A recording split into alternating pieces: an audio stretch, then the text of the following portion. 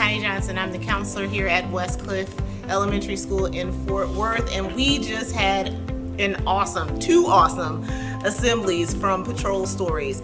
I knew they were gonna come in and they were gonna wow my pre-K through second graders, but I wasn't sure about those big kids.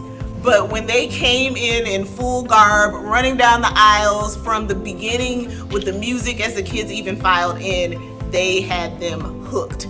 And the topics that they talked about were so on point: mental health, gun safety in an age-appropriate way, making sure that they know that police officers are here to help them in a fun, engaging, and exciting way. It was awesome. 2 thumbs up. You don't want to miss it. You need to book them for you.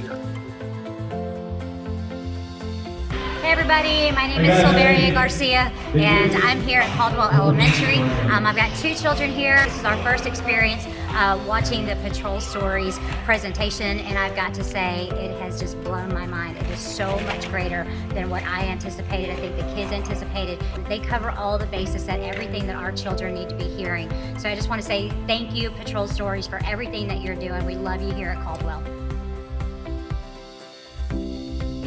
Hi, I'm Monica Lemons, principal at Preston Elementary. And I'm Alexandra Patterson, PTA member for Preston PTA. We just had Patrol Stories here at Preston, and it was an incredible experience for our students. We cannot thank Patrol Stories enough for sharing their motivation and encouragement with all of our students. I think one of the key takeaways about having Patrol Stories here at Preston this year was the fact that everything was so interactive and there were so many key takeaways for each grade level. Whether you've got a kindergartner or a 6th grader, it touched upon topics that are so vital and important for parents to remember, and Patrol Stories definitely teed up those conversations to be had at home with their teachers and with a trusted adult. Thank you, Patrol Stories. Thank you.